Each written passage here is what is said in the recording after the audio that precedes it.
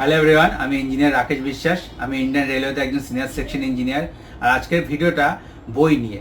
অনেকেই আমাকে এখনও মেসেজ করছে যে আরআরবি জেইর জন্য কোন কোন বই দরকার।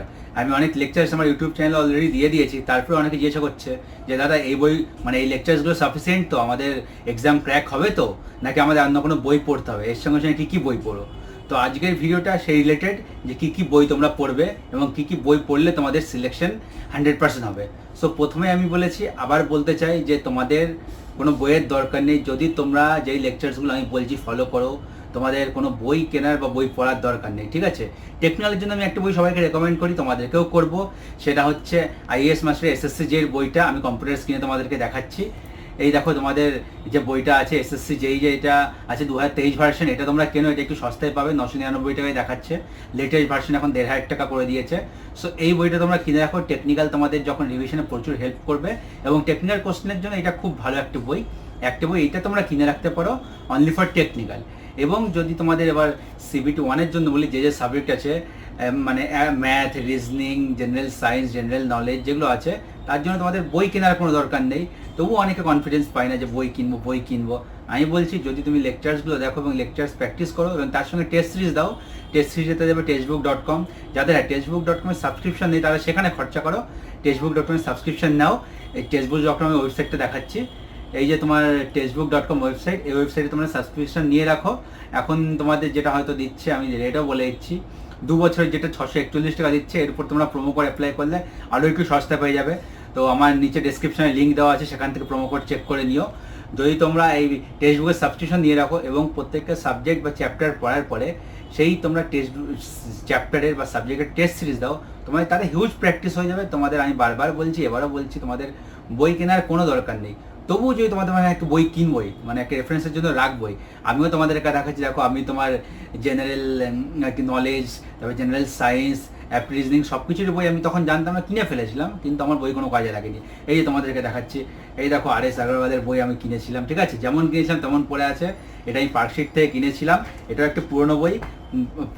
পার্কশিট না, কলেজ স্ট্রিট থেকে কিনেছিলাম এবং কেনার পরের দিন থেকে একদিন দেখেছিলাম বইটা, তারপরে দেখে দ্বিতীয় দিন বন্ধ করে রেখে দিয়েছিলাম। বইটা এরকমই পড়ে আছে। এটা 2009-এর একটা বই, ঠিক আছে, 2009 কারো কিনেছিল তার বই, সেটা আমি কলেজ স্ট্রিট থেকে কিনেছি, পড়ে আছে, ইউজ হয়নি।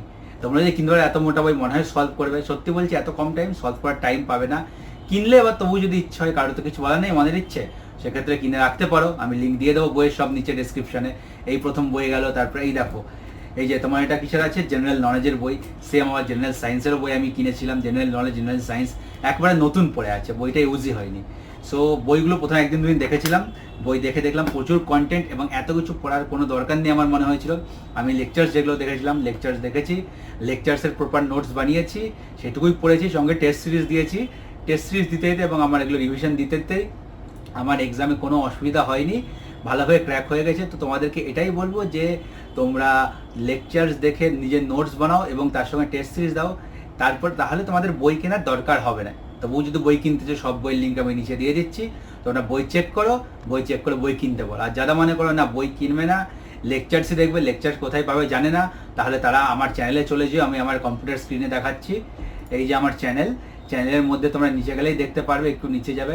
প্রথমে দেখো সিবিটি 1-এর জন্য তোমাদের এই ম্যাথ, রিজনিং, জেনারেল সায়েন্সের মধ্যে ফিজিক্স, কেমিস্ট্রি, বায়োলজি তিনটেই দেওয়া আছে। 85% নম্বর এটা কভার করে। সো এটাকে ভালো করে এখান থেকে প্র্যাকটিস করো আর নোটস বানাও, তাহলে তোমাদের অসুবিধা হবে না। এর মধ্যে আমি বলে দিচ্ছি, রিজনিং, এই ফিজিক্স আর কেমিস্ট্রি, এই তিনটে আমি যখন চাকরি পেয়েছিলাম যে প্লেলিস্টগুলো ফলো করেছিলাম যেই টিচারের, সেম প্লেলিস্ট আমি এখানে অ্যাজ ইট ইজ দিয়ে দিয়েছি এবং আমার এগুলো পড়ে সিলেকশন হয়েছে। অনেকে কম লেকচার দিয়ে কনফিউজ, কি এগুলো পড়লেই হবে কি হবে না, আমার হয়েছে। সো আশা করছি আমি যখন পেরেছি তোমরাও পারবে, ঠিক আছে। এবং ম্যাথস যেটা আছে এটা দেখে নাও, ম্যাথস সাহিল স্যারের, আমি সেম স্যারের কাছে পড়েছিলাম, সাহিল স্যারের কাছে, কিন্তু এটা লেটেস্ট লেকচার আমি সাহিল স্যারের পেয়ে গেছি। এটা আপ টু ডেট নয়, এখানে এখন 73টা লেকচার আছে, কিছু কিছু টপিক এখানে মিস আছে, সেগুলো আমি অ্যাড করে দেবো। সো এটা অ্যাড করে দেওয়ার পর আরও 30-40টা লেকচার্স বাড়বে। তোমরা সাহিল স্যারকে ফলো করো, খুবই ভালো পড়ায়, আমি ওনার কাছে পড়েছি এবং এত প্র্যাকটিস করাবে উনি যে তোমাদের আলাদা করে বইয়ের দরকার হবে না, তোমার ওনার কোশ্চেন প্র্যাকটিস করেই শেষ করতে পারবে না। এবং তারপরে টেস্ট সিরিজ দাও, টেক্সট বুকে টেস্ট সিরিজ দাও, তোমাদের সিলেকশন হয়ে যাবে ইজিলি। তোমরা যদি প্রত্যেকদিন কনসিস্টেন্সিটা মেনটেন করতে পারো, মেন কনসিস্টেন্সি। বই তোমাদের সিলেকশন দেবে না, লেকচার্স তোমাদের সিলেকশন দেবে না, তোমাদের সিলেকশন দেবে তোমাদের কনসিস্টেন্সি, তোমাদের হার্ডওয়ার্ক। প্রতিদিন টাইম মেনটেন করে পড়াশোনা করে যাও, বারবার বলছি টাইমটা মেনটেন করো। যারা কোনো কাজ করছো না, স্টুডেন্ট বাড়িতে, চেষ্টা করো মিনিমাম 10 থেকে 12 ঘন্টা যে করে হোক বের করার। বাড়ির যত ফালতু কাজ বারবার বলছি কাট আউট করে দাও, ঠিক আছে? কোনো রকম কাজ, কোনো রকম বন্ধুদের সঙ্গে আড্ডা, সব কিছু কাট আউট করে দাও। ধরে রাখো ডিসেম্বর এন্ডে সিবিটি ওয়ান হবে, মানে জানুয়ারি ফার্স্ট উইকে সিবিটি ওয়ান হবে।